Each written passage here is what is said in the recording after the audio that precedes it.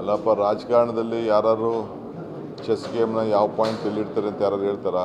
ಯಾರು ಹೇಳೋದಿಲ್ಲ. ನಡೀರಿ.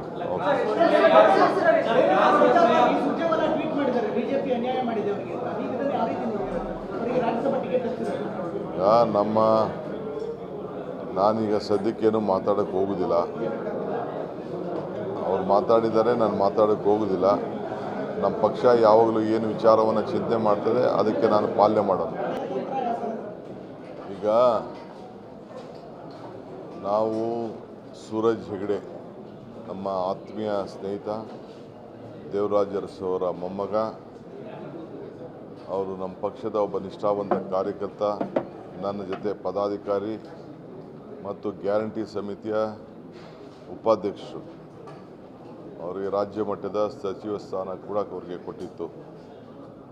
ಸೊ ಅವರು ನಿನ್ನೆ ರಾತ್ರಿ ನಾನು ಅವ್ರ ಬಗ್ಗೆ ದೊಡ್ಡ ಆಕಾಂಕ್ಷೆಯನ್ನು ಇಟ್ಕೊಂಡಿದ್ದಂಥವನು. ಇಡೀ ಪಕ್ಷ ಅವ್ರ ಮೇಲೆ ಅವಲಂಬಿಸಿತ್ತು. ಅಂಥ ನಿಷ್ಠಾವಂತ ಕಾರ್ಯಕರ್ತ ನಮ್ಮ ಪಕ್ಷದಲ್ಲಿ ಸಿಗೋದು ಭಾಳ ವಿಶೇಷ. ತ್ಯಾಗ, ಮೊದಲು ಎಲ್ಲ ಸ್ಥಾನಗಳು ಯಾವ ಸ್ಥಾನನೂ ಕೇಳ್ತಿರ್ಲಿಲ್ಲ ಅಂಥ ಒಬ್ಬ ಕಾರ್ಯಕರ್ತ. ನಾ ಹಿಂದೆ ಅವರಿಗೆ ಪಾರ್ಲಿಮೆಂಟ್ ಮೈಸೂರು ಕೊಡಿಸ್ಬೇಕು ಅಂತ ಭಾಳ ಹೋರಾಟವನ್ನು ಮಾಡಿದ್ದೆ. ಈಗ ಕೂಡ ಅನೇಕ ವಿಚಾರಗಳನ್ನು ಚಿಂತನೆಯನ್ನು ಮಾಡಿದ್ದು. AICCಯ ನಮ್ಮ ಕಾರ್ಯದರ್ಶಿಗಳವರು ಆಗಿ ನಮ್ಮ ರಾಜ್ಯ ಮಟ್ಟದಲ್ಲೂ ಕೂಡ ಪದಾಧಿಕಾರಿಯಾಗಿ ಕೆಲಸ ಮಾಡ್ತಾಯಿದ್ರು.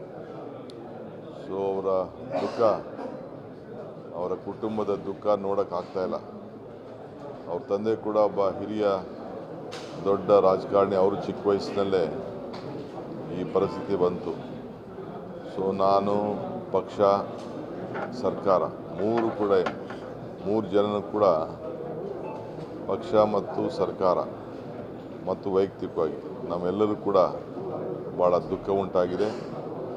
ಕರ್ನಾಟಕ ಸರ್ಕಾರ ಅವ್ರಿಗೆ ಸರ್ಕಾರಿ ಗೌರವದೊಂದಿಗೆ ಅವರ ಕುಟುಂಬದವರು ಯಾವಾಗ ಅಂತಿಮ ನಮನ ಸಲ್ಲಿಸಬೇಕು ಅಂತೇಳಿ ತೀರ್ಮಾನ ಮಾಡ್ತಾರೋ ಆ ಗೌರವವನ್ನು ಕೊಡುವಂಥ ಆದೇಶವನ್ನು ನಾನೀಗಾಗಲೇ ಚೀಫ್ ಸೆಕ್ರೆಟರಿ ಅವರಿಗೆ ತಿಳಿಸಿದ್ದೇನೆ. ನಾನು ಕೂಡ ಭಾಗಿಯಾಗ್ತೇನೆ.